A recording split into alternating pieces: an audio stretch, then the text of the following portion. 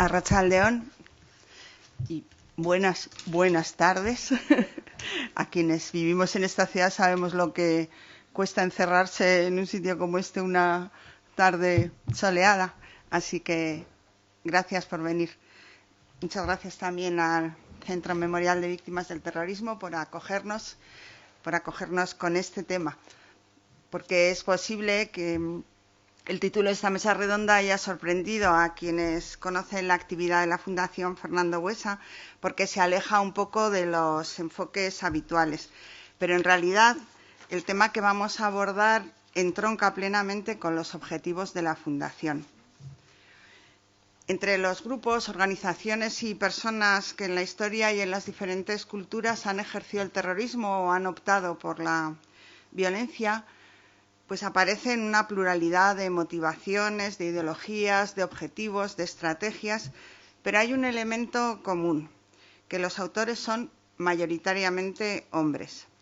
Y esto es algo tan obvio, tan generalizado, que durante mucho tiempo se ha escapado al análisis, porque da la sensación de que es así, de que es algo inherente a la naturaleza humana, y eso no es cierto. Quienes nos oponemos al determinismo de cualquier tipo, no podemos aceptar que las personas actúan o piensan de un determinado modo por el lugar donde han nacido, por su religión, por su cultura o por las circunstancias de vida. Sabemos que al fin y al cabo esos son meros prejuicios.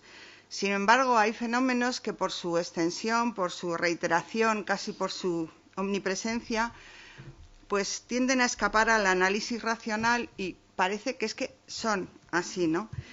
Es lo que ocurre con el hecho de haber nacido en un cuerpo de hombre o de mujer.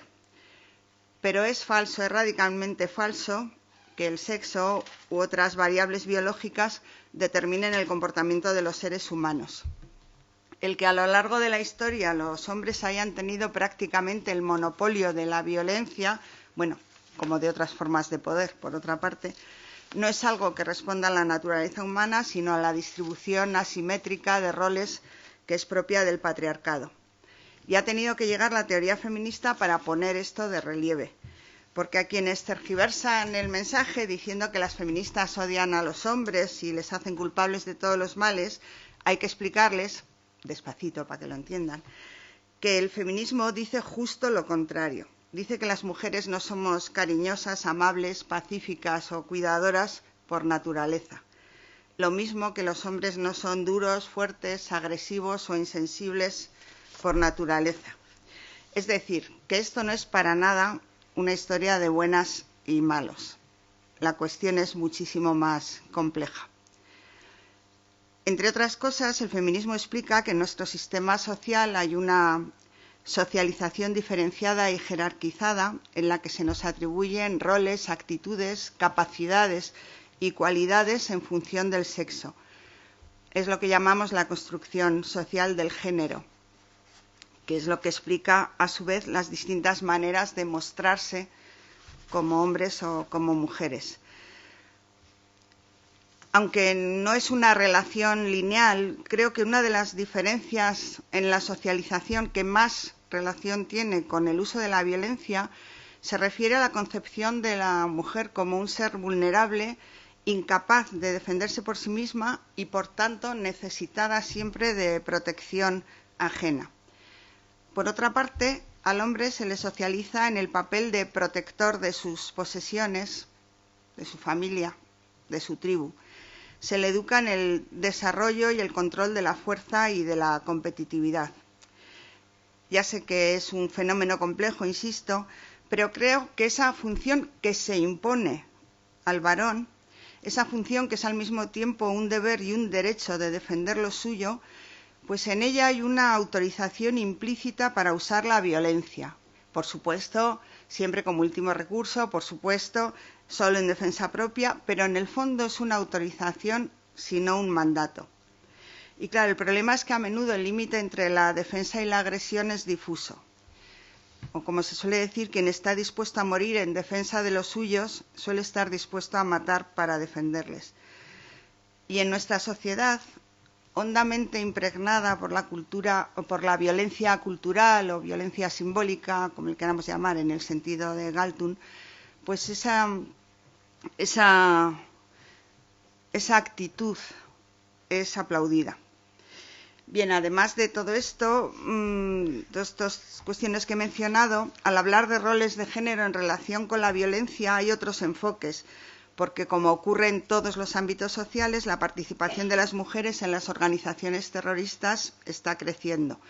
Y tener este factor en cuenta resulta determinante para la prevención y para la intervención frente al fenómeno terrorista.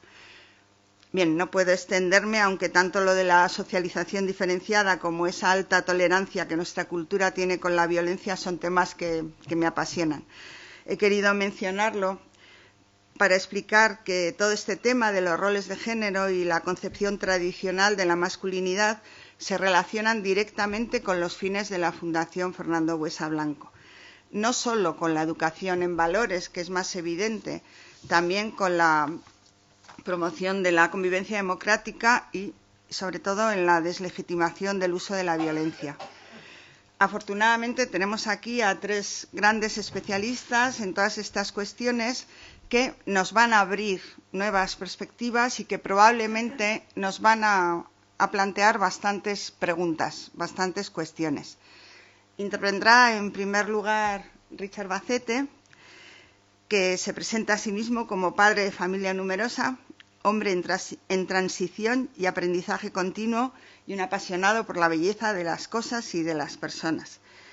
Es además antropólogo por vocación y trabajador social por convicción, que convicciones más raras tienes.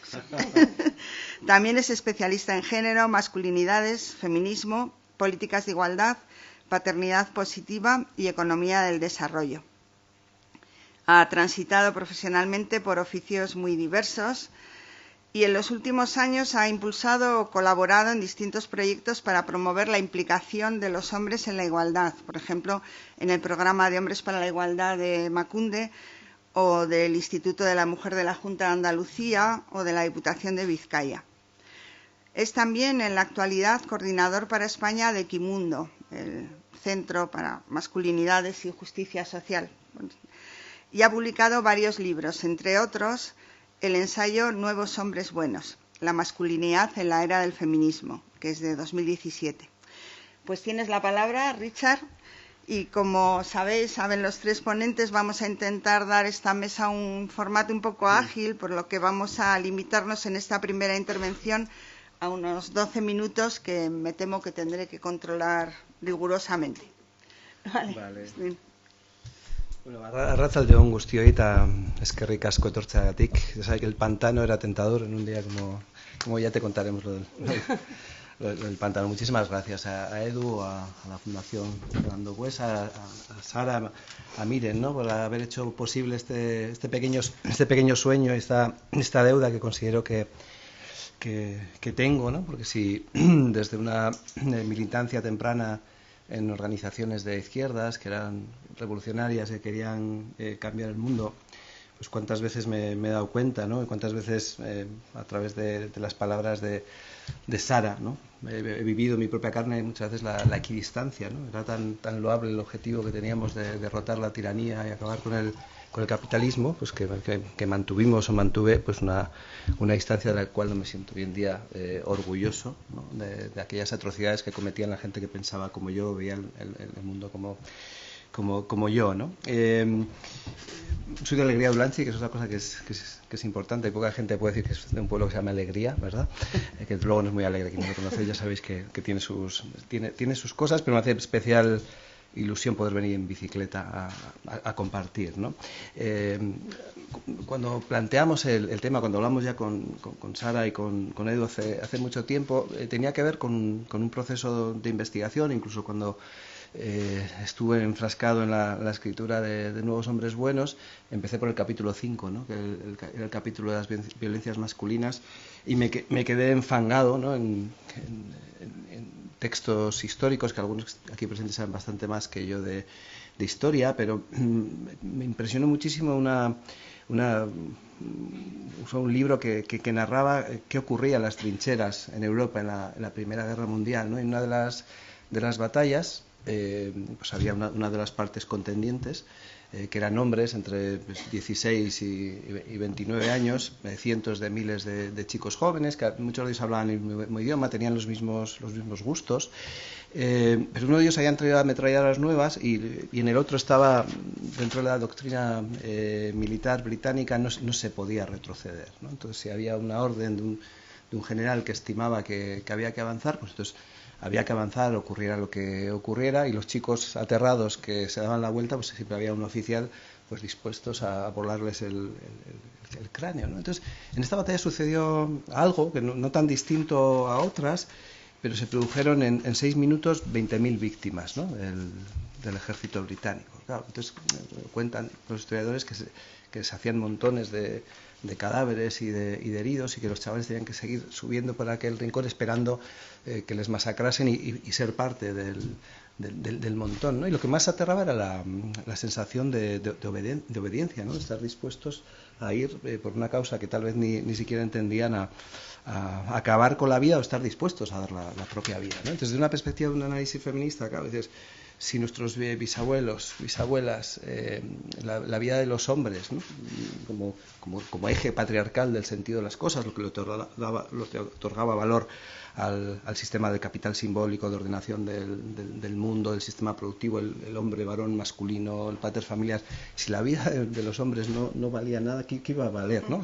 la vida del resto de los seres humanos, ¿no? Entonces, bueno, dentro de este ejercicio, ¿no? Que me aterraba profundamente pensar cómo somos herederas de entornos donde la violencia estaba íntimamente ligada a la identidad de los hombres, a la identidad masculina, pues me entronqué y me topé de bruces con el tema del terrorismo, ¿no? Entonces, claro, de repente me sorprendí a mí mismo, después de 25 años trabajando masculinidades desde una perspectiva de género, que yo mismo no había hecho una relación directa entre la relación que hay entre quienes practican el terrorismo, quienes lo hacen posible, quienes lo ejecutan, quienes lo perpetran, y la masculinidad, ¿no? Entonces, claro, empecé pues a hacer algunas lecturas, a analizar algunos casos, ¿no? Por ejemplo, dentro del terrorismo yihadista, yo insisto, sé algo un poquito de masculinidades porque las llevo puestas, de terrorismo sé menos, y cómo era posible, ¿no? que un chico de 22 años, ¿no? Que estaba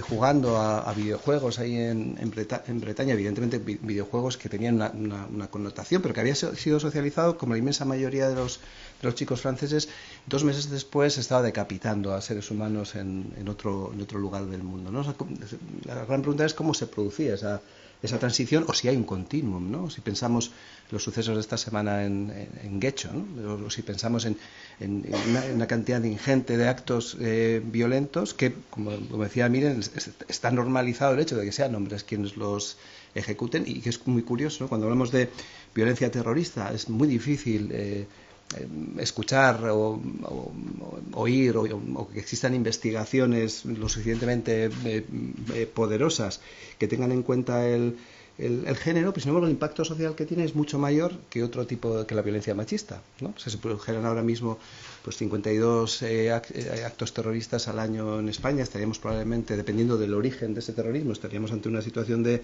alarma, pero sin embargo el nivel de intensidad del análisis de género disminuye. Sin embargo, en la violencia machista ocurre todo lo contrario, ¿no? Se pone foco fundamentalmente en el género, pero se están convirtiendo hoy en día pues en crímenes prácticamente que pertenecen a la esfera privada, ¿no? Dentro de este proceso de investigación, por ejemplo, después de los atentados de Múnich o del Manchester Arena, algunas periodistas empezaron a hacer esta conexión entre género y terrorismo, y Jane Stevenson decía, ¿no?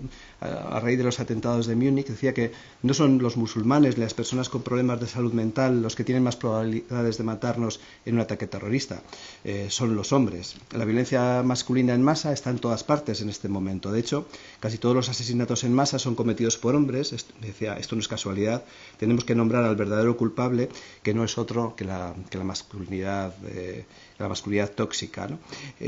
Al final, o sea, no podemos, yo creo, que llegar a entender y mucho menos prevenir los procesos de radicalización, de polarización, de identificación con posiciones que defienden el terrorismo, sea de la naturaleza que sea este terrorismo, si no introducimos la perspectiva de género como un fenómeno fundamental para comprender la relación que hay entre estas masculinidades hegemónicas tóxicas y los hombres que la ejercen, ¿no? Algunos periodistas, incluso en The Guardian, empezaron a escribir, ¿no? Decir, pues, las ideas tradicionales de masculinidad están envenenando nuestra sociedad y hay otras formas posibles de ser hombre, ¿no? Entonces, hace unos años hubo un suceso que me llamó la atención, que me llevó a escribir un artículo que lo titulé ¿Dónde están las vándalas?, ¿no? Y justo esa noche, era un sábado por la noche, en Lekeitio se habían quemado contenedores reivindicando el acercamiento de los presos de ETA. Había habido enfrentamientos y violencia con agentes de la Ertzaintza, había habido heridos, jóvenes heridos y detenidos, y curiosamente esto apareció en las noticias, porque el humo, el fuego, ya sabéis que también tiene su espacio mediático. El tema de Pozuelo de Alarcón no salió con tanta intensidad, pero cuando me llegó la noticia el mismo día y en secciones distintas de un medio de comunicación, dije, bueno, vamos a hacer un análisis en paralelo, quiénes eran los protagonistas de lo que ocurrió en Pozuelo de Alarcón, quiénes eran los protagonistas de lo que ocurrió en Lekeitio, de por qué no se menciona ninguna mujer entre las personas detenidas ni entre las personas heridas, y se me ocurrió hacer un paralelismo entre lo que había ocurrido en Pozuelo de Alarcón y lo que ocurrió en Lekeitio, y claro, me llama personalmente la atención que yo mismo no me he planteado esa pregunta: ¿dónde están las vándalas, ¿no? ¿Por qué estos fenómenos no están protagonizados o tienen la misma presencia de mujeres que de hombres? Y un mes después, un dirigente de ETA que estaba preso en Francia me escribió una carta de respuesta, diciéndome, claro, que yo no me había enterado de nada. Él omitió cualquier referencia al género, a la construcción de la identidad de los hombres vascos y pozuelenses, madrileños, y él habló dentro de la narrativa patriótica que yo no sabía en qué país vivía, ¿no? Pues al día siguiente, debajo de casa de mis padres, pues me aparecieron algunas dianas. Bueno, pues parece ser que todo esto tenía esa narrativa, tenía como una especie de ejes de consecuencias, y quienes pusieron esas dianas refiriéndose a mí debajo de casa de mis padres eran algunos chicos con los que yo había crecido. No había ninguna chica entre las que me habían dicho. Bueno, pues hay toda una secuencia que tiene mucho que ver con la construcción de la identidad y con elementos que no solo tienen que ver con el capital simbólico, con lo que yo obtengo, ¿no? Cuando tengo una determinada actitud de valentía, de poder, también desde una definición del poder de control, sino va en ámbitos que son mucho más potentes. Ya no existe el servicio militar obligatorio, pero sigue existiendo el servicio sexista obligatorio para los hombres. Soy padre de un niño de 10 años y dos niñas, y no tienen la misma agenda socializadora, ¿no? Esa disociación que tiene que seguir interpretando, performativizando mi hijo cuando sale a la calle, el papel que tiene que jugar, o por ejemplo, y esto no lo contéis, ya sé que está grabando, pero que por favor la ocultación que tuvo que hacer mi hijo porque él iba a la escuela de danza, ¿no? Entonces 4 años en la escuela de danza, y el último día nos enteramos que los compañeros y compañeras no sabían que iba a ballet, ¿no? Si hubiera jugado a rugby, si fuera especialmente agresivo, pues hubiera tenido un liderazgo, un papel en el grupo que con su sensibilidad y su inteligencia pues no lo puede desplegar, lo tiene que ocultar, y tiene que performatividad, pues que es un hombre que realmente que no es y no desea ser, ¿no? Luego hay un autor, Michael Kaufman, que es el impulsor de la campaña internacional del Lazo Blanco, a raíz de una matanza que se produjo en una escuela politécnica en Canadá, en la que se incorporaban por primera vez mujeres. un chico que se había visto excluido de las listas dejó una carta después de haber asesinado a 9 compañeras y dos compañeros, se suicidó y dejó una nota diciendo pues que ya está bien, ¿no? Dónde iba a llegar esto de la igualdad, del feminismo y de las mujeres, que incluso ya los espacios tradicionales de hombres pues los iban a copar. Entonces Michael Kampman y otros académicos pusieron en marcha esta campaña internacional del lazo blanco, de la violencia de los hombres contra las mujeres, y empezaron a salir algunas derivadas en algunos países, en Centroáfrica, en Ruanda, donde utilizaban el lazo blanco para reivindicar las relaciones de paz de los hombres con otros hombres. Entonces empezaron a analizar y dibujaron una metáfora que hablaba del paraguas, ¿no? de las violencias masculinas, ¿no? Que una no se puede entender sin la otra.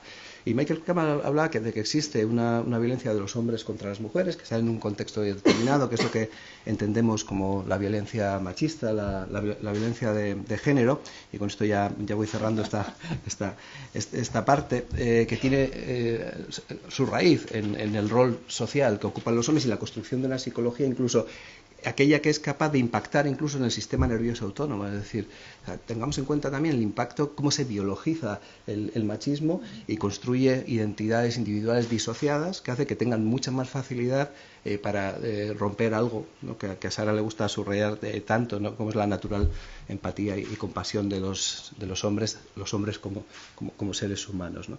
La otra violencia sería la violencia que ejercen los hombres contra sí mismos, a través de distintas prácticas de falta de cuidado, pero la más extrema y la más visible, el ser el 85% de las personas que se suicidan con éxito. Y luego otro de los fenómenos que describía dentro de ese paraguas de las violencias masculinas son la violencia que ejercen los hombres contra otros hombres. El 95% de los victimarios en el mundo son hombres. El 90% de las mujeres son asesinadas a manos de hombres, la mayoría hombres que las conocían y con los que convivían, pero es que el 80% de las víctimas de esos hombres que han victimizado en extremo a alguien, pues fueron otros hombres también. Luego el problema de violencia afecta a los hombres como perpetradores, pero también afecta a los hombres como víctimas de la violencia de otros hombres, ¿no? Pues muchísimas gracias, Richard, sobre todo por atenerte al tiempo. Y entonces ahora tiene la palabra, en segundo lugar, Carola García Calvo, que por cierto no sé tu segundo apellido y disculpa porque es uno. Vale. Carola es investigadora principal del programa sobre radicalización violenta y terrorismo global del Real Instituto Elcano y es profesora asociada en la Universidad Rey Juan Carlos. Actualmente es coordinadora de investigación e innovación del famoso, para la gente que estamos en esto, el proyecto RAN, que se conoce así, que se traduciría como Red de Sensibilización sobre la Radicalización. Es un proyecto de apoyo a las políticas públicas. Bien, ha sido también coordinadora científica del proyecto europeo H2020, sobre prevención de radicalización violenta que conduce al terrorismo en Europa. Es codirectora del Foro Elcano sobre Terrorismo Global desde su fundación. Doctora en Ciencias Políticas por la Universidad Rey Juan Carlos, por cierto con premio extraordinario de doctorado, tiene varios másters, ha sido profesora en distintas universidades españolas y también profesora invitada en el Centro de Estudios de Seguridad de la Georgetown University. Y bien, tiene varios reconocimientos honoríficos y es colaboradora habitual de importantes medios de comunicación. Pero su presencia hoy aquí se debe a que en sus investigaciones sobre la evolución del terrorismo global y de la amenaza yihadista, así como de los procesos de radicalización violenta, últimamente sigue con especial atención el rol de la mujer en grupos extremistas y terroristas y la inclusión de la perspectiva de género en los estudios sobre terrorismo y antiterrorismo. Así que este es el tema del que nos hablará. Gracias.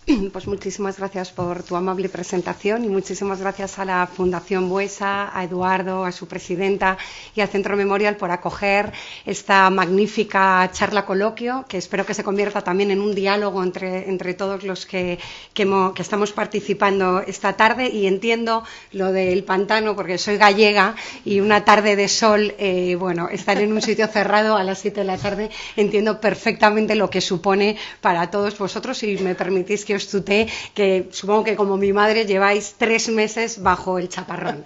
Así que lo comprendo perfectamente y lo agradezco profundamente. Bueno, por tomar un poco el hilo donde lo ha dejado Richard y tomando algunas de las interesantes ideas que ha puesto ya sobre la mesa y que espero que sirvan, como digo, un poco para inspirar, ¿no?, el diálogo y el intercambio entre todos los que estamos no solo sentados aquí, sino también al otro lado de la mesa.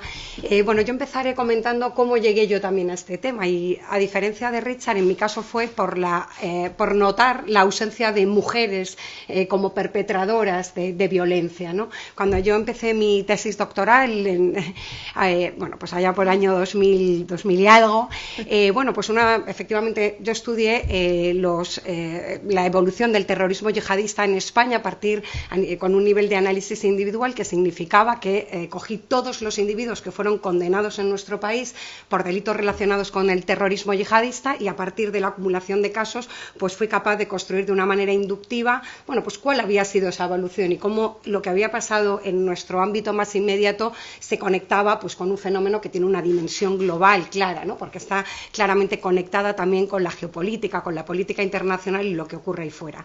Y uno de mis principales hallazgos, a veces esto ocurre, es que no había mujeres en mi universo, ¿no? No era una muestra, yo tenía a todos los individuos que habían sido condenados. En aquel momento eran 84 y abarcaba del año 1996 al año 2012, que fue la última condena que yo recogí. Y como digo, empecé a tirar de este hilo precisamente para tratar de dar cuenta por qué las mujeres no aparecían en este universo de individuos que se habían implicado en actividades de violencia política, de terrorismo en concreto y vinculado al yihadismo de manera particular. Así que esto fue un poco el inicio de una reflexión sobre efectivamente qué rol jugaban bueno, pues el género dentro de los procesos de radicalización, en este caso, como digo, yihadista, pero que ahora también estoy ampliando mucho por la similitud, como comentaré a continuación o un poquito más adelante, con la extrema derecha.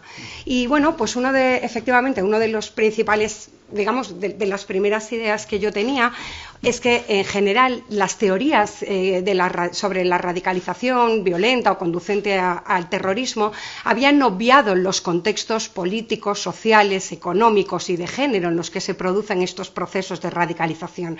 Asumíamos, por decirlo de otra manera, que que la radicalización era un resultado de una serie de cuestiones que ocurrían, que se mezclaban y cuyo resultado era un individuo que se radicalizaba hasta el punto de asumir la violencia como un método para conseguir o avanzar en la consecución de objetivos políticos o religiosos o un cambio social más amplio.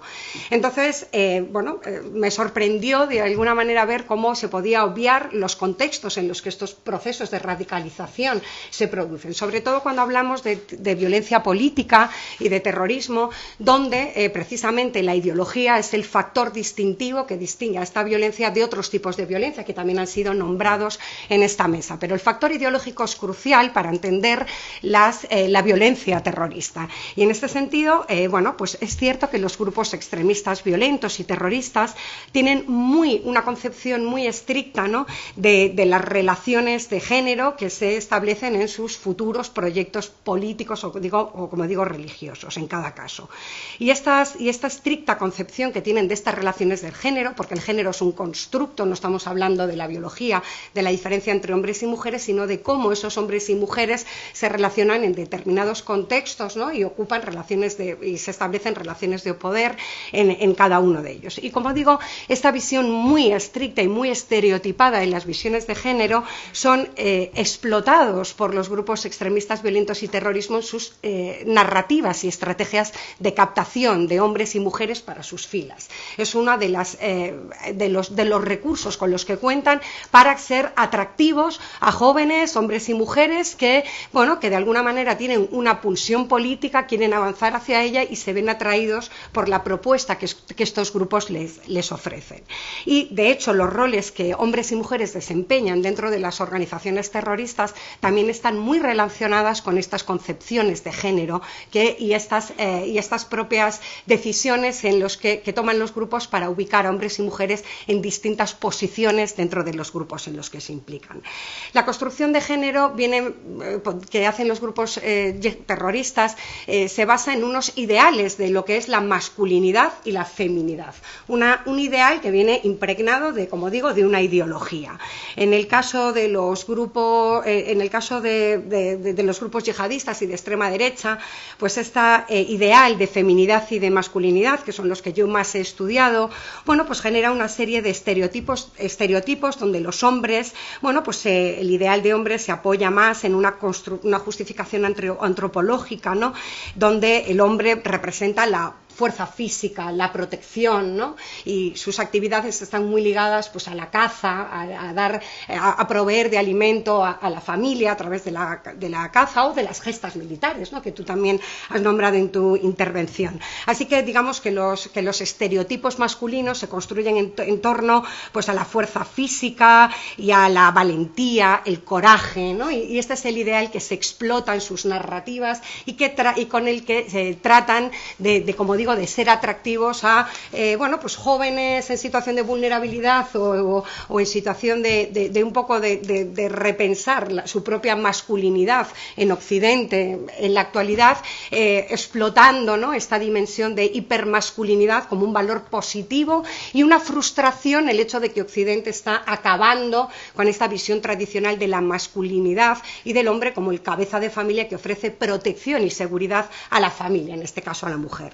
En este mismo esquema, las mujeres, por contra, bueno, pues se conciben como en un ideal como seres vulnerables que necesitan la protección y cuyos valores van en mayor medida ligados a la paz, a la maternidad, a los cuidados y por tanto ocupan un rol más doméstico y apartado de la vida pública, porque su función fundamental es la de madre y esposa y también transmisora de los valores, actitudes y creencias. Y subrayo esto porque esto es fundamental.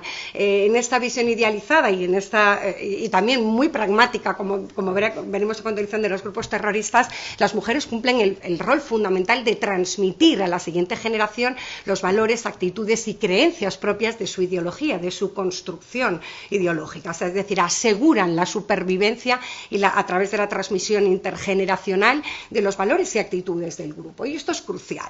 Por eso el rol de las mujeres, aunque muchas veces se ha visto denostado como, bueno, es un papel secundario, no. Creo que tener en su mano la educación es un rol tan activo como relevante dentro del grupo.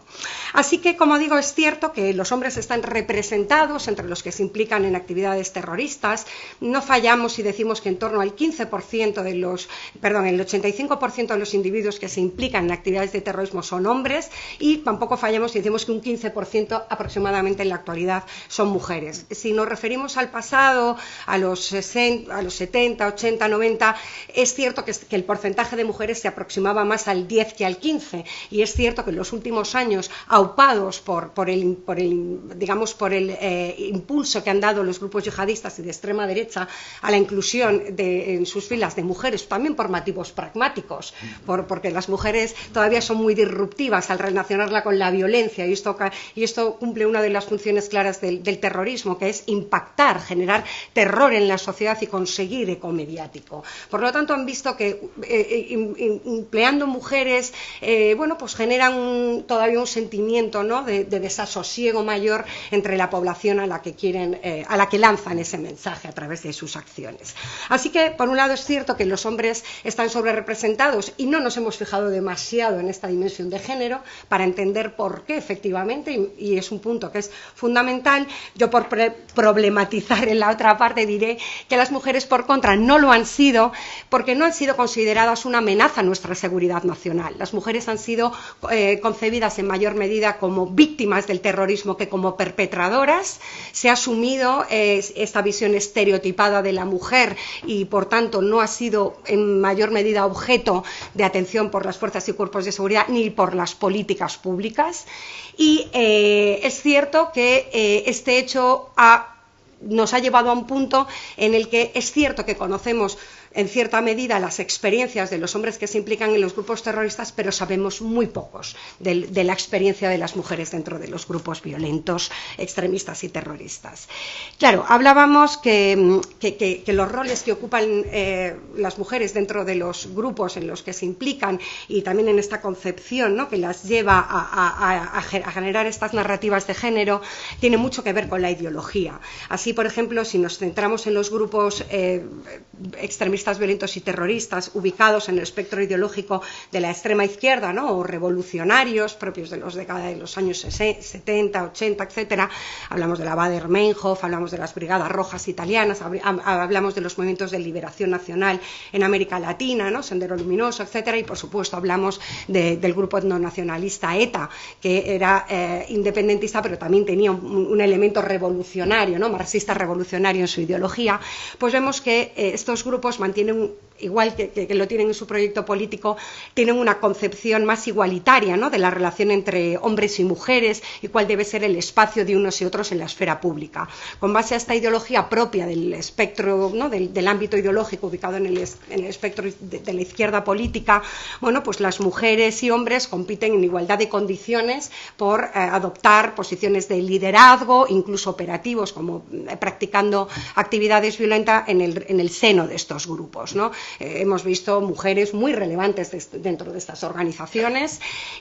Como digo, porque en su propia concepción de las relaciones de género existe una igualdad entre hombres y mujeres y así la proyectan también en el seno de su propia organización. Claro, si nos vamos al lado opuesto del espectro ideológico y nos ubicamos en las posiciones más conservadoras, en la extrema derecha o en la yihad, ¿no?, que es una ideología también ultraconservadora que hace una interpretación muy rigorista y belicosa del credo islámico, bueno, pues vemos que en función también a una visión muy conservadora y patriarcal de las relaciones de género, bueno, pues la relación entre hombres y mujeres no es en situación de igualdad, sino que la mujer está en situación de subordinación en respecto al varón, que es el cabeza de familia. Esta concepción, claro, hace que el rol que se reserva a la mujer no sea tanto los roles de liderazgo y la práctica de la violencia, que estos son roles, como hemos visto, propiamente masculinos por la concepción que se hace de la masculinidad en estas ideologías, sino que el rol de la mujer está relegado al ámbito de lo privado, de la esfera privada, de la esfera doméstica, como madre, sobre todo como madre y esposa de los varones a los que tienen que apoyar y seguir, en su caso, en el duro camino de la yihad, ¿no? Y así lo decía la mujer del sucesor de Osama Bin Laden, Ayman al-Zawahiri, en una famosa carta a las yihadistas, diciendo que hay que acompañar al hombre en el duro camino de la yihad, aunque esto suponga un gran sacrificio. Y es cierto que dentro de los grupos las mujeres, además de este rol activo como madres y esposas, se han desempeñado en mayor medida en papeles secundarios y apartados de esta primera línea, como puede ser en el papel de reclutadoras, agentes de radicalización, apoyo logístico. Pero, y con esto termino, es cierto que esta concepción de género, los roles no son estáticos, las organizaciones terroristas tienen una enorme capacidad de mutar y adaptación a nuevos contextos y también una visión muy pragmática para la supervivencia de su propia organización. Y es cierto que aunque los roles, en principio, dentro del espectro más conservador, en la extrema derecha y en la yihad, están más reservadas al ámbito de lo doméstico, lo cierto es que las organizaciones terroristas se han dado cuenta del potencial que tienen las mujeres, de lo que ellas pueden aportar a la organización y en este sentido, pues en una visión menos dogmática y más pragmática, las mujeres están adoptando nuevos roles más visibles de mayor responsabilidad en el grupo también de las organizaciones conservadoras. Y esto es algo que nos debe interrogar desde la prevención de la radicalización violenta y desde luego en la definición de políticas públicas de prevención y de contrarrestar, ¿no?, los efectos que esto ya tiene. Por último, es fundamental entender el rol que el género cumple en las estrategias de radicalización y en los procesos de radicalización y también en el seno de los grupos, y es fundamental entender cómo se construyen las masculinidades y feminidades, no solo para generar contranarrativas, sino también para generar desde la base, y ahí la educación tiene un papel fundamental, sociedades más inclusivas, más cohesionadas y más resilientes a estas visiones estereotipadas de género, alejadas de los marcos democráticos liberales que tenemos en Europa occidental. Muchísimas gracias. Muchas gracias a ti, Carola. Muchas gracias. Vale, pues para cerrar estas interesantísimas aportaciones voy a pasar la palabra a Izaskun Sáez de la Fuente. Izaskun es profesora e investigadora de la Universidad de Deusto. En 2001 se doctoró en Ciencias Políticas y Sociología en la Universidad del País Vasco con la tesis El Movimiento de Liberación Nacional Vasco, una religión de sustitución. Es miembro del Centro de Ética Aplicada y de su equipo de investigación de esa Universidad de Deusto. Y sus estudios muestran la convergencia entre la sociología del hecho religioso y la ciencia política a través de diferentes líneas de investigación. En concreto, en la investigación sobre conflictos y culturas de paz, estudia los procesos sociales, políticos y culturales asociados a la violencia de motivación política en Euskadi, otorgando un lugar central a las víctimas. Dirigió el proyecto interdisciplinar Memoria, Ética y Justicia, la extorsión de la violencia de ETA contra el mundo empresarial, y la casualidad ha querido que hoy venga a presentarnos un libro que precisamente se titula Patriarcado y legitimación de la violencia de motivación política en Euskadi. Ha sido un poco, ¿no?, el destino, y no creo que nos lo pueda contar en 12 minutos, pero que lo intente. Bueno, muchísimas gracias. Arratsalde-on guztioi. Buenas tardes a todas y a todos. Quiero agradecer a la Fundación Fernando Buesa, al Centro Memorial por acogernos esta tarde y también a Eduardo y a todos los que estáis detrás de la gestión de la Fundación por invitarme a participar en un seminario, en una reflexión que a mí me parece que aborda un tema crucial y que ha sido durante mucho tiempo invisibilizado e incluso yo diría menospreciado, no solamente en el ámbito académico, sino también en la esfera pública y en los medios de comunicación. Por seguir un poco la estela de mis compañeros de mi compañero y de mi compañera, me gustaría explicar cómo llegué yo aquí. Yo estaba reflexionando mientras vosotros hablabais. Yo llevo muchos años, como ha mencionado antes Miren, trabajando en temas relacionados con la violencia de motivación política desde la perspectiva de las víctimas, ¿no? Desde que hice mi tesis doctoral en plena época de socialización del sufrimiento, poco después del asesinato de Fernando Buesa. Al mismo tiempo, yo iba tomando conciencia de mi perspectiva y de mi implicación feminista, pero iban como en dos carriles que no llegaban a juntarse en ningún momento. Y fue, no sé si la casualidad, pero en el año 2017 me invitaron a participar en un seminario que se titulaba, un seminario que convocó la Diócesis de Bilbao, que se titulaba Mujeres en pie de paz. Y entonces tuve que hacer una reflexión sobre mi propia biografía y me di cuenta de que realmente había una serie de implicaciones de las que yo no había sido consciente hasta ese momento. Entonces me empecé a hacer preguntas, como las que han salido en esta mesa, sobre dónde estaban las mujeres, como sujeto y como objeto de investigación. Entonces, las mujeres, ¿qué habían sido? Las mujeres habían sido víctimas. ¿Las mujeres habían sido víctimas directas? Pues no. La mayoría de las personas que fallecieron como consecuencia de la acción violenta, extorsionadora e intimidatoria de ETA, pues habían sido varones. Había que tener en cuenta que vivíamos en una sociedad profundamente patriarcal, sobre todo en las primeras décadas, donde las mujeres estaban excluidas de los principales centros de decisión, se estaban incorporando poco a poco en el ámbito educativo y también en el terreno laboral, pero todavía no estaban llegando a puestos de liderazgo en el terreno empresarial ni tampoco en el terreno político. De hecho, cuando hice la investigación sobre la extorsión, la mayoría de las mujeres, de las personas entrevistadas fueron varones, no había prácticamente mujeres, ¿no? Sin embargo, eran las víctimas, eran las familiares directas de las personas asesinadas, de las personas extorsionadas y de las personas intimidadas.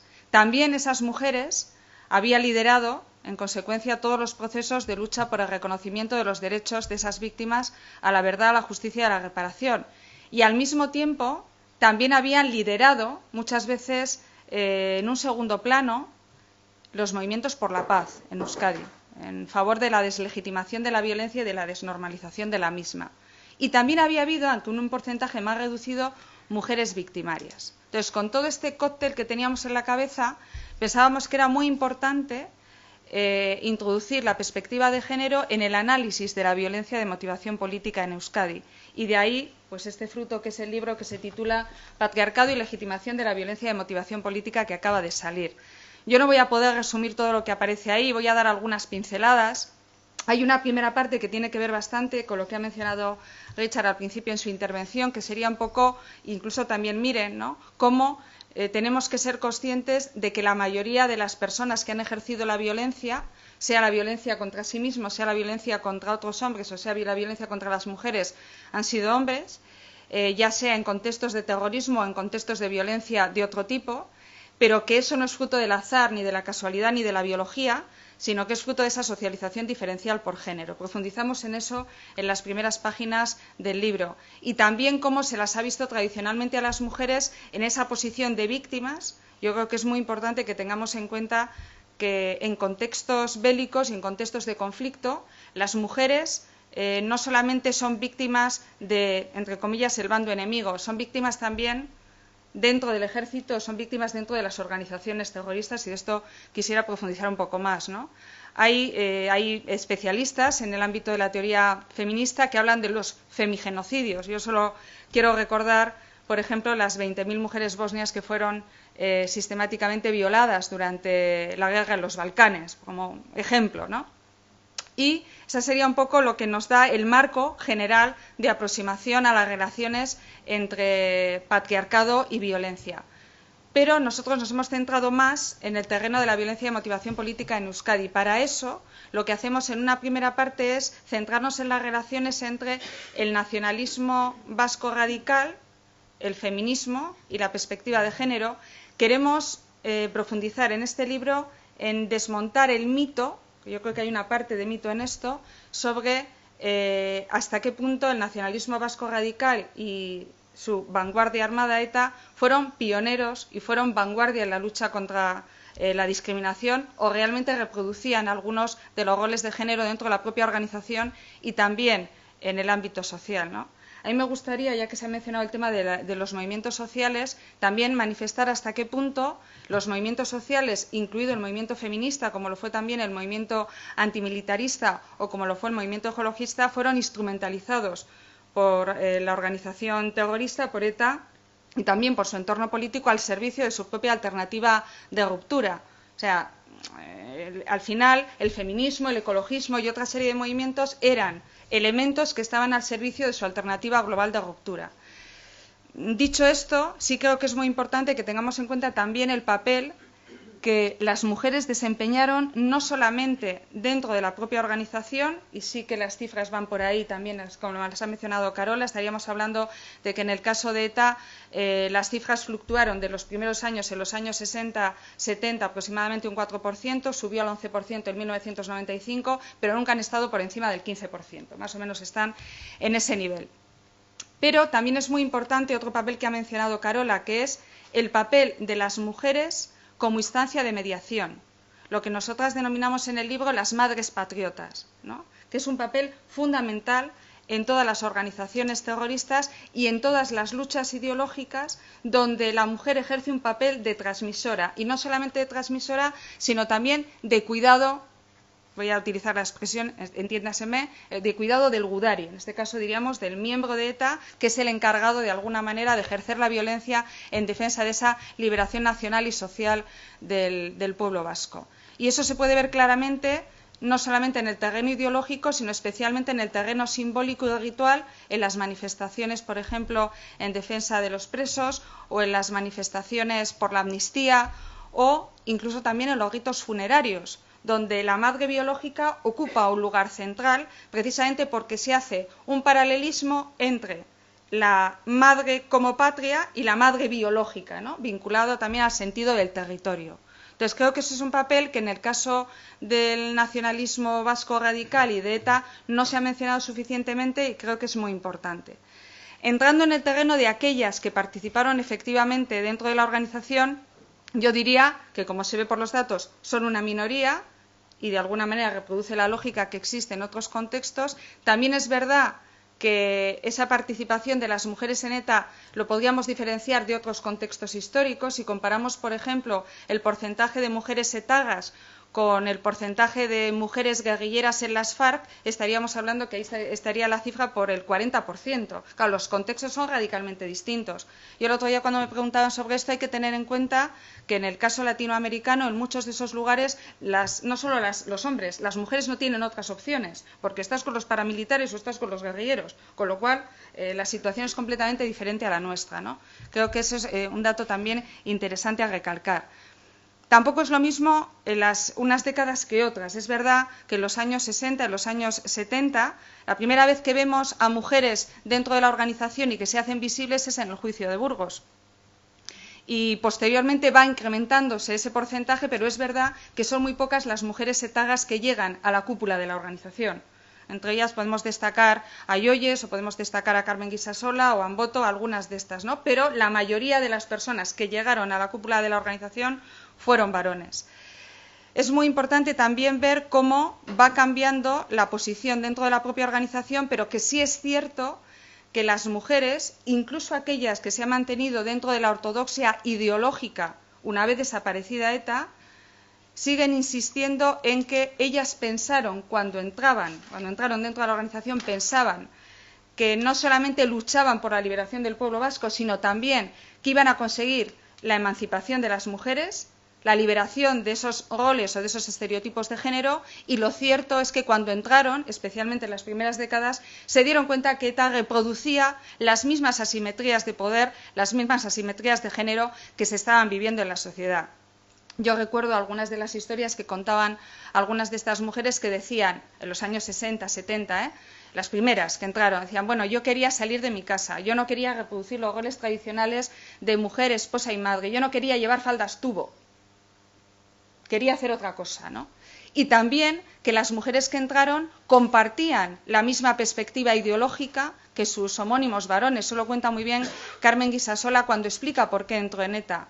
Compartía esa visión de opresión, de ocupación, de lucha contra un, entre comillas, férreo españolismo, y por lo tanto, desde el punto de vista ideológico, tenían características muy similares. Lo único que los roles en la sociedad y los roles dentro de la organización demostraban que había esas asimetrías de poder. Incluso ellas llegan a decir dos cosas que son muy interesantes, cómo dentro de la organización se las coloca, sobre todo en los primeros momentos, en actividades relacionadas con la recogida de información y con el mantenimiento. Incluso les dicen, bueno, vosotros no hacéis nada, o sea, las tareas domésticas, ¿quiénes? También nosotras, ¿no? Y bueno, pues como digo, esas asimetrías de poder se ven en la vida cotidiana. Y luego todo lo que tiene también que ver con el uso de las armas.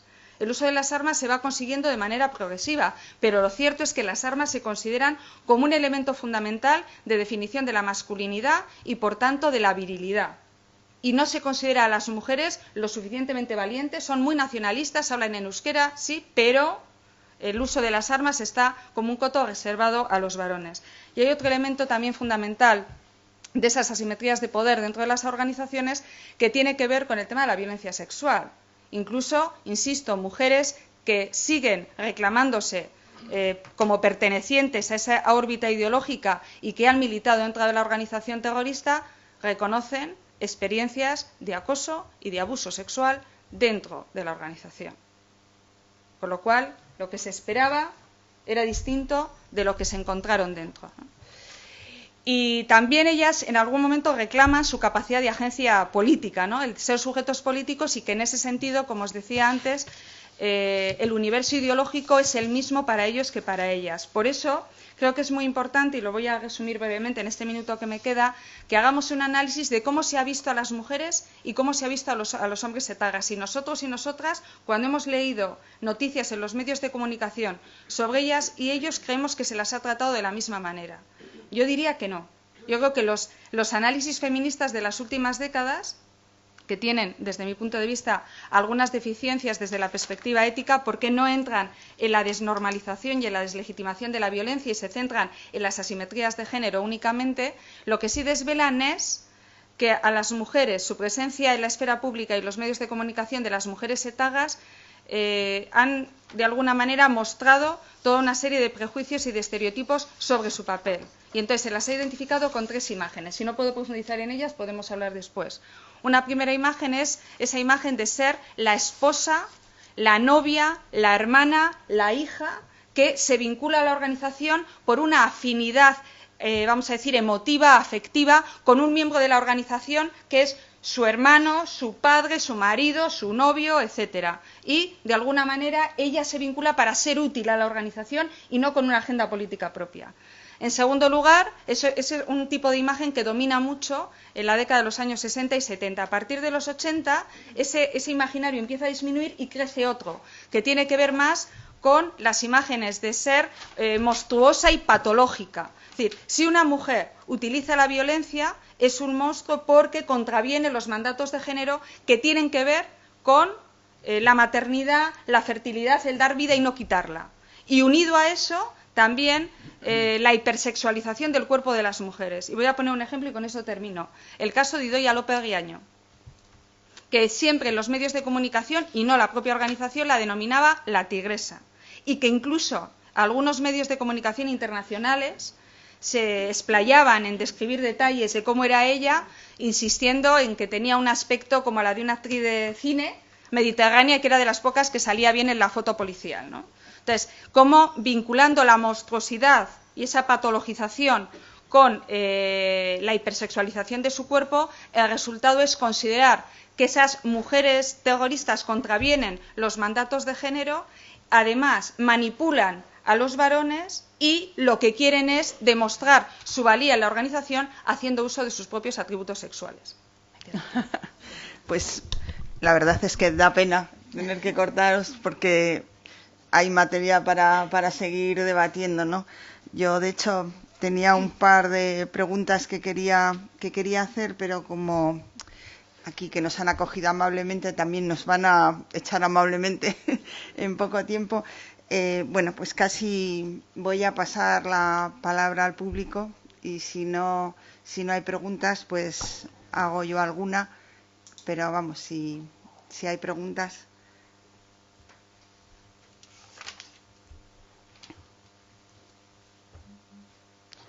Pues voy a abusar mientras las pensáis.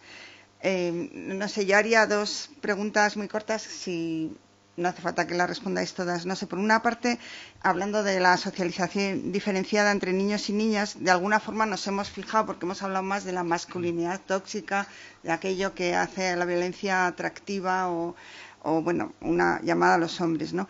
Pero quizá hay que cambiar el punto de vista y tendríamos que profundizar en qué actitudes y valores introyectamos, sobre todo a las niñas, que parecen vacunar un poco a las mujeres frente al uso de la violencia, ¿no? Un poco, o sea, quiere decir que todo esto no se puede hacer esencialismo, ¿no? O sea, ¿cuáles son los valores que de alguna forma les alejan a ellas de la violencia, ¿no? Yo creo que todo eso que tiene que ver con la mayor atención al bienestar de los demás, o esa insistencia en que las niñas tienen que aprender a conocer y a nombrar las propias emociones, que no sé, quizá de esto Richard, o sea, yo lo diría de una forma muy, muy bruta, pero que igual se avanza más no cuando las niñas juegan a fútbol, sino cuando los niños cuidan a las muñecas, ¿no? De alguna forma. Bueno, esa sería una pregunta. Y otra, que igual a vosotras dos, y bueno, no sé. Tú has hablado, Carola, de los movimientos violentos de extrema derecha, y a mí me preocupa bastante el surgimiento de esos grupos autodenominados masculinistas, que son profundamente misóginos y antifeministas declarados, que no solo siembran odio, sino que han pasado ya a la acción violenta, ¿no? El grupo todo ese de los incels, de los célibes involuntarios, que han producido bastantes muertes, sobre todo en Estados Unidos, pero no solo, y que ya son objeto de estudio por la red, ¿no?, de antirradicalización. Bueno, si podéis brevemente, porque si no, no vamos a dar paso a preguntas. Yo creo que daría para mucho. Hace poco estaba paseando por aquí por el casco viejo y había un niño con una moto de estas de ruedas gordas de plástico. Tendría el niño como 3 años, una cosa, iba a toda velocidad. Yo solo vi al niño porque no había otro Sapiens todavía que hubiera aparecido, ¿no? Entonces ese niño se cayó, la moto le cayó por encima y se raspó la cara así con el suelo. Y dije, ostras, está solo, ¿no? Entonces salí corriendo, lo fui a coger y antes de que yo llegara, otro sapiens, macho, varón, masculino, puede ser el padre. Desde la perspectiva investigadora no podemos afirmar que era el padre, pues no sabemos la vinculación que tenía, ¿no? Entonces le cogió la criatura de una mano y cogió la moto de otra, le puso así, le volvió a sentar, le hizo venga, adelante, ¿no? Que los chicos no lloran, dijo, adelante campeón, ¿no?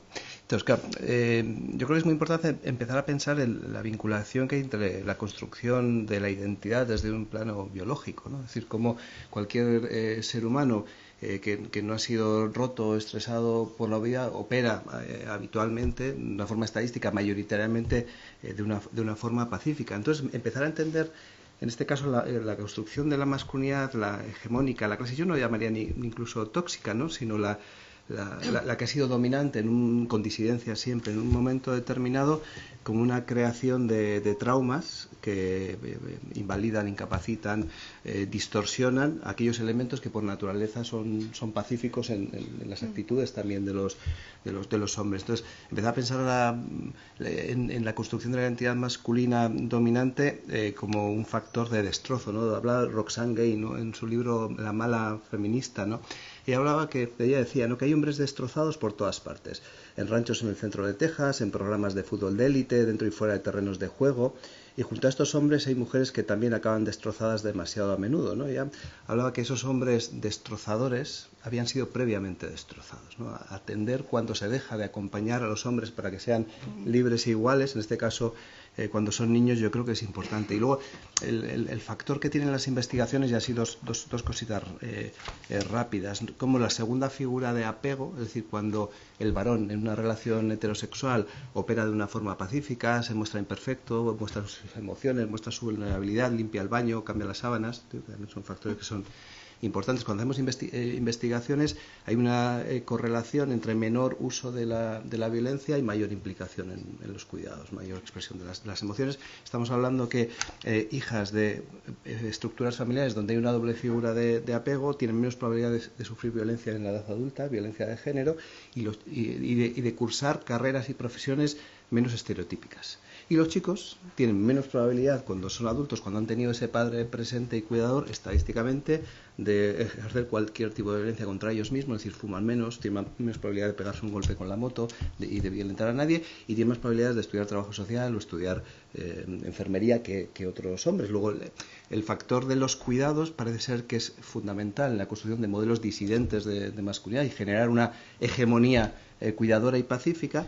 Y el caso más paradigmático que tenemos documentado es en Ruanda, donde en la preparación al parto hay un programa específico para los hombres que van a ser padres, sobre todo antes de la primera paternidad, y hay la agenda para las mujeres y hay la agenda para los hombres en la preparación al parto en el sistema público de salud de Ruanda.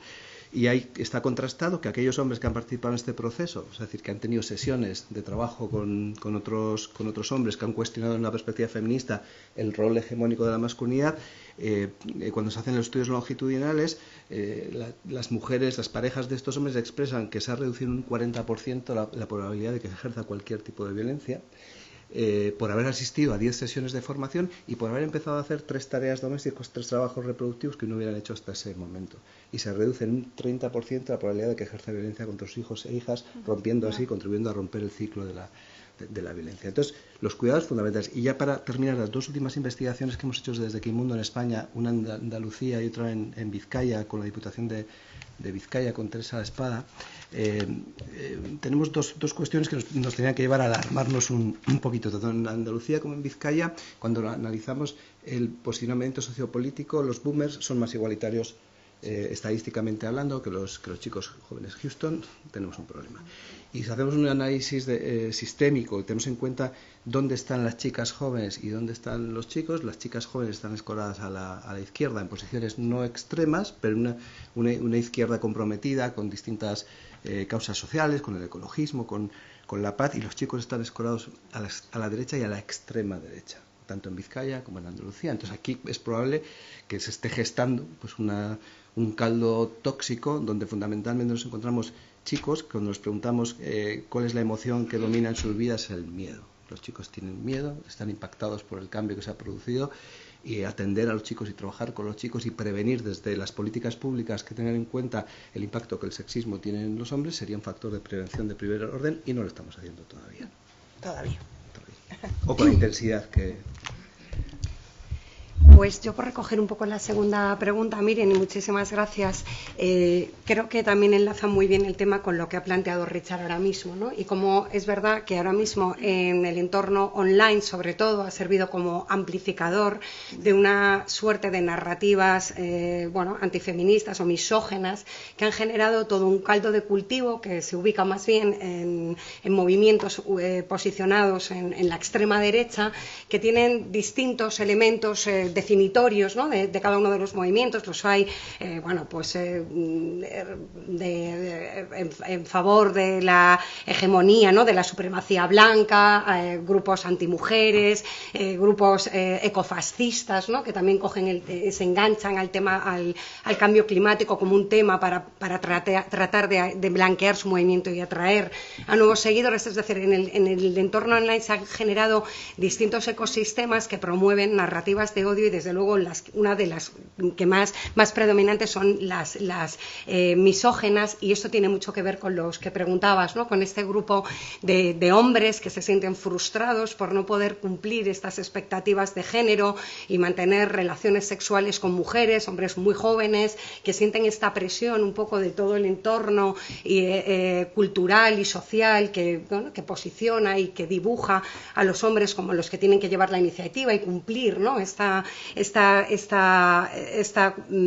socialización también a través del sexo con las mujeres, y que sin embargo al no ser capaces de hacerlo, lo que desarrollan es un sentimiento de odio, porque esto les genera una crisis, un miedo y sobre todo una crisis en su propia identidad masculina que les lleva a desarrollar un odio a las mujeres que desemboca, y hay ya varias sentencias condenatorias como actividades de terrorismo, violencia contra las mujeres por esta cuestión de nuevo ideológica. Así que vemos que ahí se ha abierto un nuevo episodio que además no solo afecta a los hombres, porque también estamos viendo cómo por el lado inverso hay mujeres que también empiezan a sentir esta presión por sus condiciones físicas, por no cumplir los cánones que se establecen de lo que tiene que ser una mujer atractiva, sexualmente atractiva para el varón, y que tampoco son capaces de mantener relaciones sexuales con varones, y que también desarrollan este sentimiento de odio. Estos son menos los casos, pero por ejemplo en algunos de los estudios que hemos hecho dentro de la RAN sí que hemos detectado, y los Estados miembros han reportado algunos casos de mujeres que ya empezaban a desarrollar también este tipo de sentimiento de frustración que se manifiesta a la larga en una manifestación de extremismo violento. Y esto me lleva un poco al tema que yo creo que es uno de los que está ahora mismo más alto también en la agenda europea, pero que ven sus manifestaciones en los ámbitos más inmediatos, que es también la normalización de esta cultura un poco que promueve estos valores extremistas. Es decir, los movimientos de extrema derecha han sido muy estratégicos a la hora de posicionar en primera línea y como cara amable a su ideología y a su concepción de las relaciones sociales, ¿no? Y de un proyecto de convivencia a las mujeres para tratar de blanquear y legitimar todo el discurso y la construcción social que va detrás.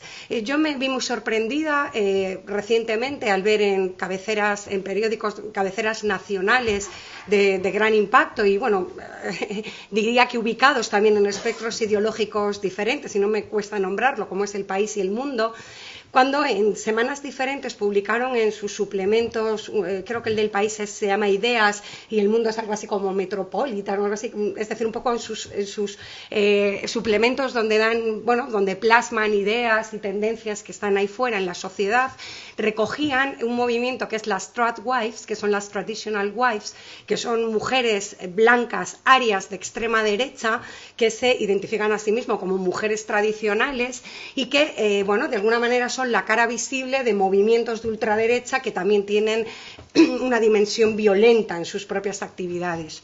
Y digo que me sorprendió mucho cómo es posible que una cabecera nacional no contraste de alguna manera como detrás de una fachada y de una tendencia que además se lanza a través de plataformas que utilizamos casi todos nosotros y desde luego los jóvenes mucho más ahí fuera, como es Instagram y otro tipo de plataformas, ¿no? y de aplicaciones de Internet, como bueno, pues estas mujeres daban esta idea de que no trabajar, estar en casa, dedicarse a los cuidados, estar estupenda siempre para su marido, por supuesto disponible para todo lo que él necesite, para sus compromisos sociales, para atenderle en todo aquello que pueda necesitar, era su verdadera vocación en esta vida, ¿no? Y de alguna manera rechazaba esta idea de que la mujer saliera a trabajar fuera de casa, su incorporación al espacio público, pues que realmente lo que venía era a dinamitar un modelo de sociedad que estaba perfectamente bien y que además se podía ser muy moderna, muy estar en todo, pero manteniendo esta ideología.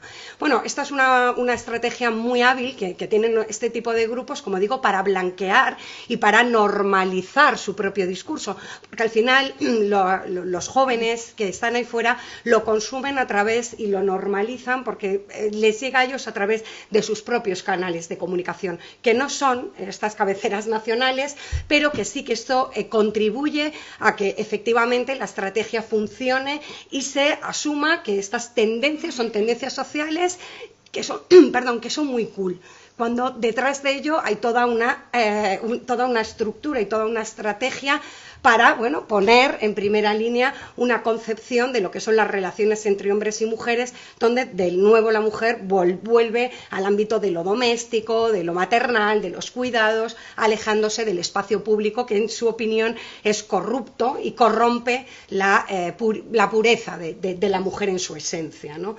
Y esto es un problema que está ahí, ocurre en España y desde luego ocurre en toda la Unión Europea y que además está teniendo conexiones globales. Con lo cual es cierto que desde el ámbito de la academia sí que notamos una cierta involución en la propia concepción que hombres jóvenes y mujeres jóvenes tienen de su propia posición en el mundo. Vemos que efectivamente esta involución que tú notabas en este estudio de opinión público se repite y hace poco se publicaba también un estudio a nivel europeo y con diferencias geográficas más en el norte de Europa que en el sur. Pero es verdad que es una tendencia que se está expandiendo muy vinculada a la penetración y a la normalización de las ideas y de las visiones de la sociedad propias de la extrema derecha. Y sus manifestaciones violentas es en lo incel, como veíamos, ¿no? Este momento al que me refería al principio, pero como digo también, aunque no sea efectivamente inmediatamente en violencia, sí que vemos en unas nuevas formas de ver pues la relación entre hombres y mujeres. No era una pregunta directa a lo que yo había comentado, pero sí me parece importante ver lo que sucede en las aulas. O sea, la experiencia como docente es que en los últimos años la actitud de chicos y de chicas hacia los temas relacionados con la igualdad entre hombres y mujeres y con la violencia de género ha crecido muy significativamente. En mi experiencia, el número de aquellos que consideran que esas desigualdades no existen, que es una invención, que es ideología y que la violencia no tiene género.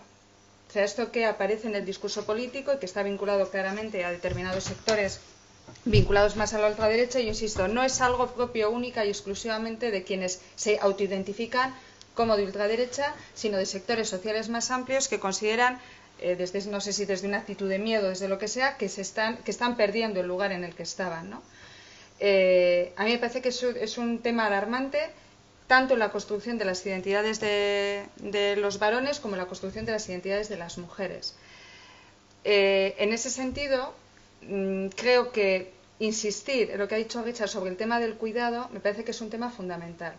Yo tengo la experiencia este año de haber trabajado con 50 personas que están cursando enfermería. De esas 50 personas solo había 6 chicos. Y yo pregunté expresamente a los chicos por qué habían decidido elegir esa carrera y qué les habían dicho sus amigos y amigas cuando les preguntaron. Y entonces uno me levantó la mano y me dijo: uy, pues a mí me han dicho que es una carrera de chicas o de gays. ¿Cómo se me ha ocurrido elegir esta carrera? O sea, digo que eso resume un poquito el planteamiento que puede estar detrás de los resultados de algunas de esas investigaciones. Es decir, se sigue esa segregación educativa y esa segregación ocupacional por sexos que identifica claramente los estereotipos de género vinculados a cada una de las ocupaciones, pues es algo que no solamente no se ha roto, sino que yo creo que se está retroalimentando. Por eso no me sorprende los resultados de las investigaciones que mencionaba de que no vamos a una sociedad más igualitaria, sino que hay unos procesos de involución. Unos procesos de involución por parte de los varones, pero también por parte de las mujeres, por parte de muchas chicas que son reacias y alérgicas a un término como es el del feminismo, cuando muchas veces yo insisto en clase, por favor, buscad en la RAE, ¿qué significa la palabra feminismo? Estamos hablando de igualdad entre hombres y mujeres. Pues no lo conciben así. Por lo tanto, hay otra serie de influjos que tienen mucho más peso y una mayor penetración social que lo que podemos tener nosotros en las aulas cuando decimos lo contrario, ¿no?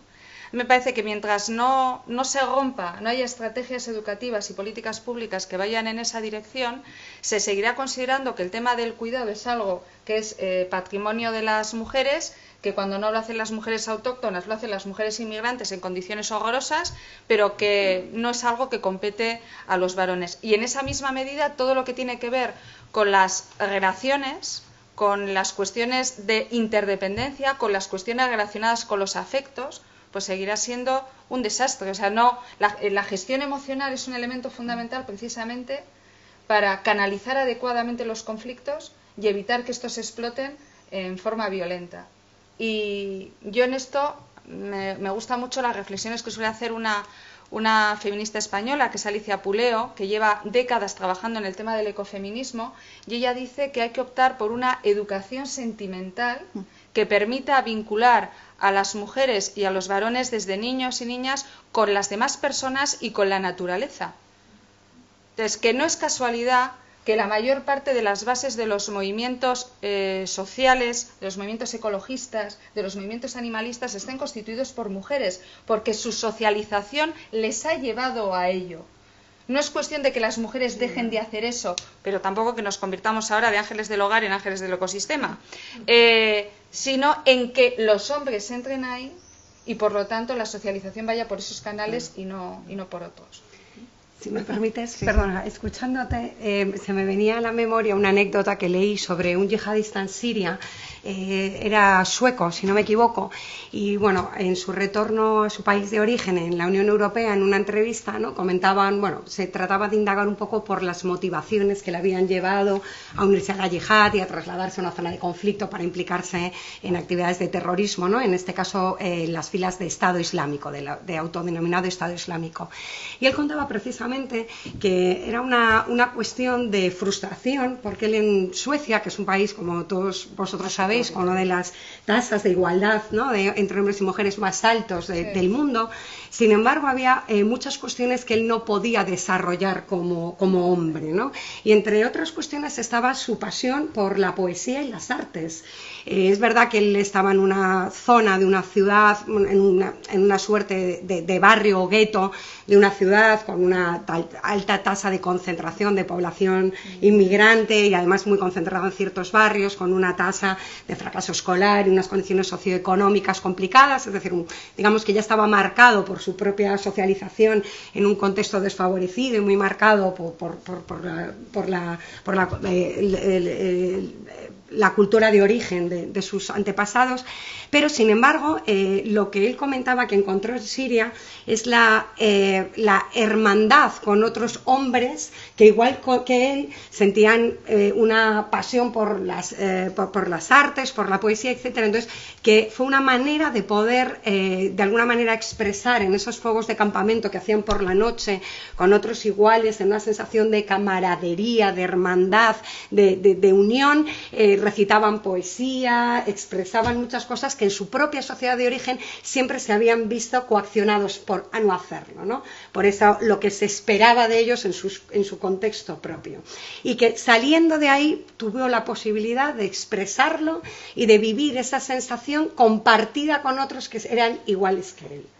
Y esto fue una de las cuestiones que él encontró. De hecho, él allí es verdad que luego se desilusionó mucho con lo que se encontró, pero era una manera. Y en el caso de las mujeres, algunas mujeres que retornaron de Siria, también preguntados por esta misma cuestión, decía que era una cosa también de rebelarse contra el feminismo occidental, porque en cierta medida ellas percibían que en Occidente la idea que tenían, hablo de mujeres muy jóvenes, en su propia percepción, ¿no?, de cómo se sentía, que parecía que al final el feminismo era una cuestión de que en un anuncio en televisión una mujer salía con poca ropa para vender un coche y eso era progreso y eso era... Y a ella eso le parecía horroroso y que en el Islam la mujer es el bien más preciado y que eso no le parecía una manera digna de reivindicar la posición de la mujer, ¿no? Entonces también vemos como las ideas de feminismo y de feminidad y de masculinidad también existen una construcción en la que se juntan, por un lado, su propia socialización, en este caso en países europeos occidentales, con unos marcos y unas normas en los que nos desenvolvemos, con la influencia de grupos que efectivamente tienen una visión del feminismo y relaciones de género completamente diferente, y cómo ellos ahí también tenían este conflicto en la conformación de su identidad, ¿no?, y de su propia constructo de estas relaciones con su, ambivalencia con las influencias que estaban recibiendo. Y creo que es un tema bastante interesante y que de ahí también se podían sacar bastantes, de sus propias narrativas, cuestiones que nos podían ayudar a abordar efectivamente desde la educación estas cuestiones. Entender. Cómo conviven, ¿no?, en estos contextos. Un apunte en relación a lo que decía. Vale, pero...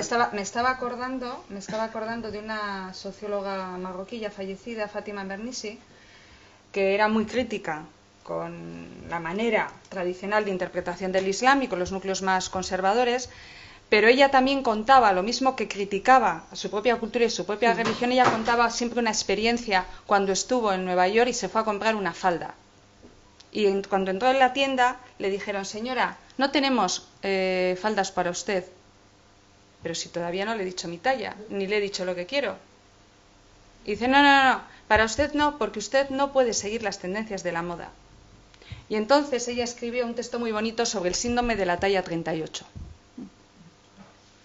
Entonces, es decir, precisamente respondiendo un poco a algunas de las críticas que se hacen, además de una visión totalmente desenfocada y que no tiene nada que ver con el feminismo, claro, pero con otra cosa, con, pues eso, con algo diferente. ¿Qué conflicto hay en la propia construcción de la idea de las mujeres? Y cómo ellas mismas reciben, porque estas chicas estaban socializadas. Bueno, les voy a cortar porque si no solo van a... No, vamos, yo creo que antes de terminar, no sé, que alguien del público se anime. No, allá atrás. Me habéis provocado. Lo siento. Ahí flota en la disertación que habéis hecho. Hay una cuestión que a mí me parece fundamental y lo ha abordado la ponente Izaskun con bastante insistencia, y es el tema de la educación temprana. La otra vez, lo comentaba yo en casa, vi a una mujer que llevaba una niña o un niño, no sé, tendría 4 meses, llorando amargamente por la calle y no le prestaba atención. Yo la abordé y le dije: señora, ¿no ve que la niña va llorando, que se desgañita? Dice: es lo mismo, está sucia y como no puedo limpiarla, pues la tengo que dejar llorar. Y le dije: sí, pero ¿no puede usted hacer el gesto de atenderla para que la niña o el niño se dé cuenta de que usted la está tratando de calmar? Dijo: no, es lo mismo, yo lo que tengo que hacer es cambiarla. Esa niña o niño posiblemente se le está instruyendo ya de esa manera a ser despiadada y violenta, porque Carlos Castilla del Pino decía sistema represivo, represor. Es decir, es la forma se sabe que los hombres machistas, violentos, la mayoría de las veces han sufrido la violencia. Es decir, en la familia se transmiten esos valores de una manera tan fuerte. No sé qué pensaréis las ponentes, pero eso es lo que quería transmitir. Es decir, estamos hablando de la educación en la escuela, pero ¿y la educación y la transmisión de valores en la familia? Primigenios y tempranos, ¿cómo abordamos eso? ¿Quién quiere contestar o quieres contestar? Bueno, a ver, yo creo que no, el que nos hayamos centrado en la escuela es quizá porque es nuestro ámbito más de trabajo, pero los tres creo que somos madres y padres de familia y por lo tanto, pues no sé si tenemos mucho que decir, pero por lo menos una experiencia, no sé si nos avala o nos desacredita, pero sí que me parece que es muy importante la llamada de atención sobre las familias. Yo creo que eso ya tiene que ver mucho con un análisis en profundidad sobre qué modelo de educación estamos desarrollando en el interior de nuestras familias para evitar la inoculación de determinados valores y potenciar otros. Pero es verdad que, como decía un conocido pedagogo, para educar a una persona se necesita una tribu entera. Entonces, la familia no vive aislada del contexto social. La familia vive en un contexto social que la condiciona. Y en ese sentido tenemos que ver cómo las distintas agencias de socialización pueden funcionar en una dirección o en otra. Yo creo que es muy importante que seamos conscientes de cómo, para cuando llegan, yo suelo decir que cuando llegan a la universidad, que es cuando nos llegan a nosotros, llega mercancía averiada. Llega, y lo digo, pero no lo digo de una manera trivializando el asunto, sino porque lo que nos estamos encontrando es con serios problemas de autoestima, con serios problemas de salud mental, que no es que se los están inventando los chavales, porque muchas veces lo que dicen, es que ahora todo el mundo tiene un problema de salud mental. No. O sea, hay problemas de salud mental serios que si no se abordan en el momento en el que hay que abordarlos, la construcción de la identidad pues deriva en patología y no precisamente en una identidad sana, ¿no? Entonces, me parece que es muy importante la llamada de atención que tú haces sobre la educación temprana en la familia, en la escuela, y tenemos que ser conscientes de los retos que tenemos en un contexto global donde, insisto, las familias no pueden vivir aisladas. Donde un chaval con 3 años le ves en el metro y está con el móvil de su madre viendo no sé qué. O sea, el acceso a las nuevas tecnologías y a las redes sociales es cada vez más temprano. ¿Por qué resulta que los ingenieros y técnicos de Silicon Valley han decidido mandar a sus hijos a aquellos centros donde no se utilicen los móviles a esas edades? Donde haya un control parental mucho más exhaustivo, donde el padre y la madre, los progenitores, me da igual, padres y madres, estén más presentes. Pues precisamente porque se están viendo que de la otra manera es muy complicado construir identidades masculinas y femeninas sanas, ¿no?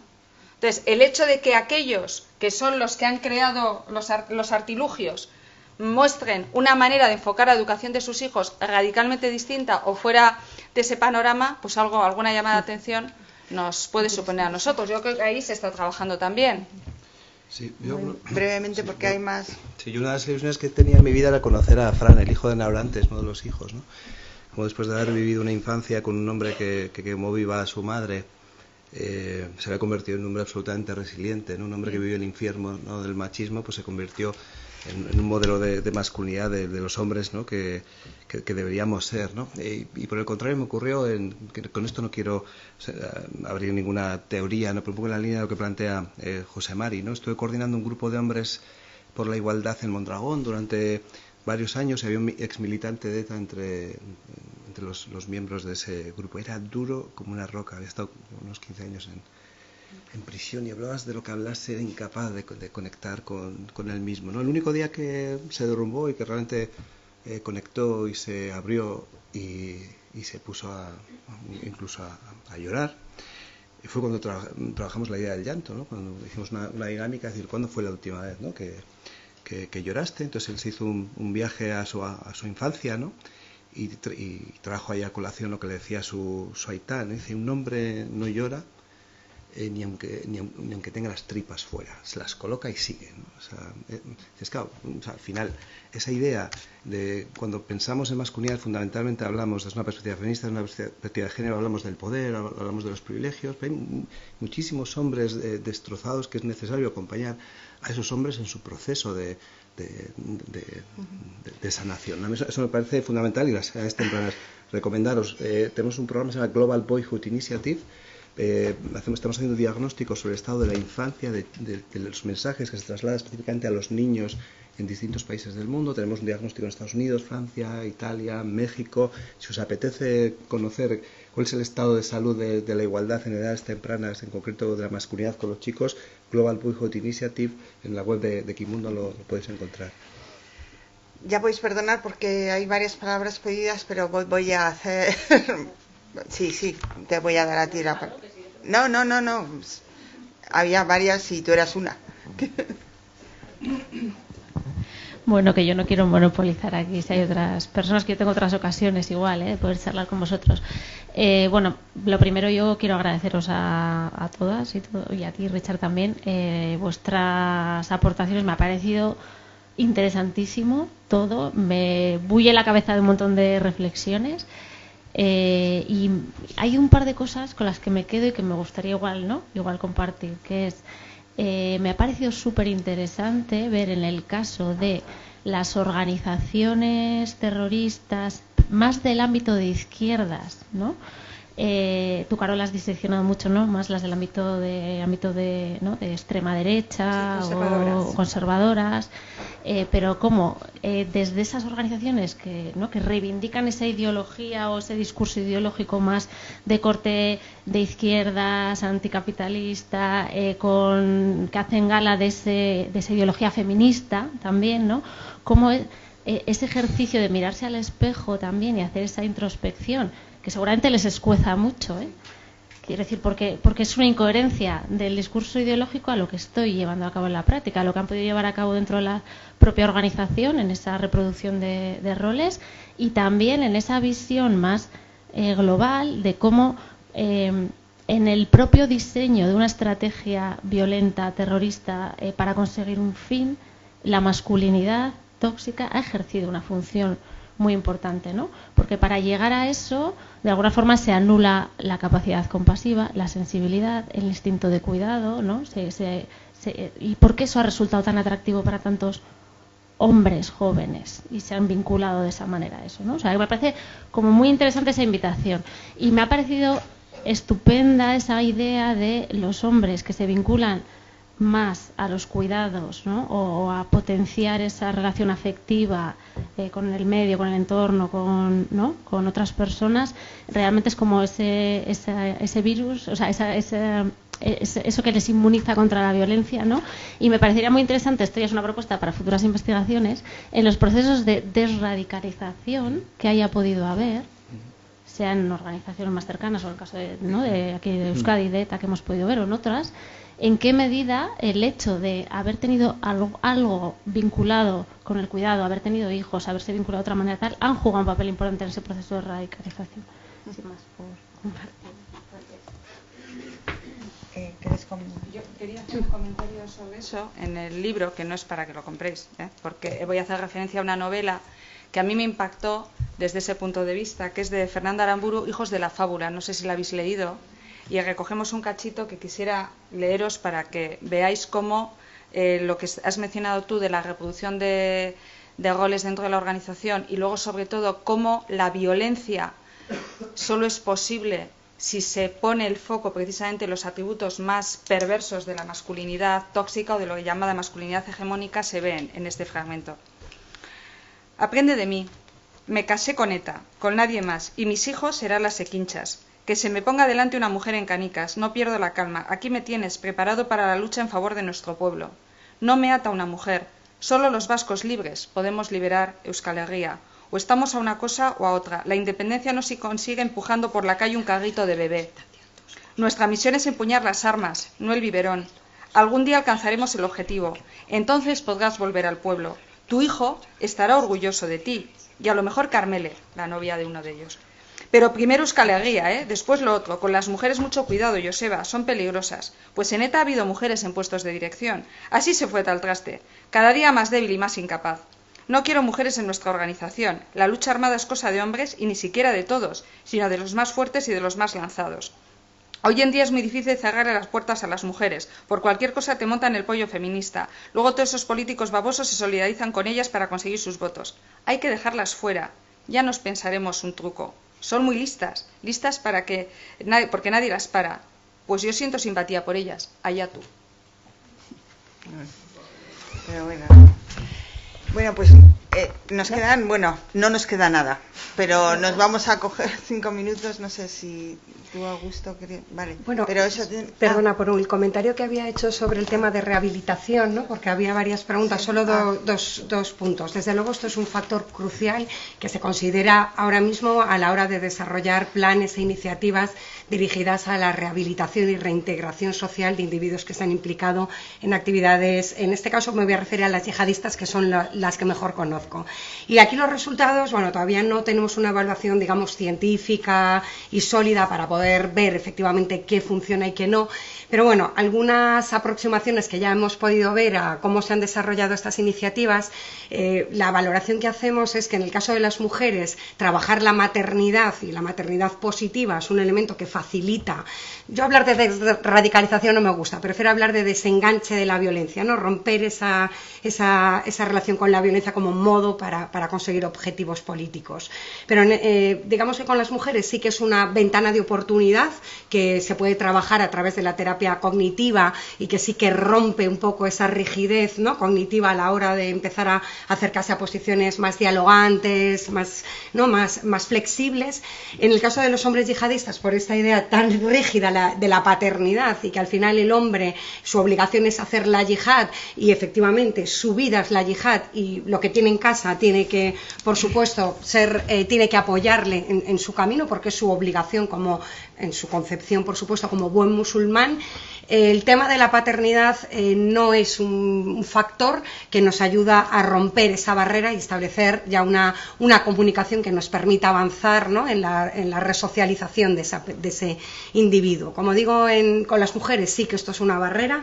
Incluso hay algunos casos donde las mujeres han incluso colaborado ante la incertidumbre de poder no volver a ver a sus hijos o perder la custodia de los mismos. Se han abierto totalmente a colaborar, se han ofrecido a participar y esto en sentencias judiciales recogido. Estoy pensando en un caso bastante desgraciado, pero es verdad que había una mujer que fue condenada y que ella misma se ofreció voluntaria para participar en tareas de prevención de la radicalización para que otras jóvenes como ellas no se vieran en su situación. Y el momento que se pudo empezar a trabajar con ella fue en el momento que los hijos aparecieron. Ese miedo a no volver a verlos, a no poder estar con ellos. Eso sí, con los hombres, en el yihadismo al menos, no es una vía que esté dando grandes resultados. Y en prevención hay escuelas de madres y escuelas de padres y estas sí están dando buenos resultados en el lado preventivo, y esto se empezó primero con escuelas de madres en países, digamos, extraeuropeos, y es una buena práctica que importamos a través de la RAN, generando no solo escuelas de madres y de padres, también dando apoyo para la crianza en distintas situaciones y contextos, y desde el lado preventivo sí que es una vía que está dando muy buen resultado. Pues muchísimas gracias y lamentándolo mucho, pero ya nos están echando, así que no voy a dar más palabras. Muchísimas gracias de verdad a todas y a los tres, ha sido un lujo. Gracias. Enhorabuena, qué gusto, qué bien, qué pena. Se me ha hecho corta aquí.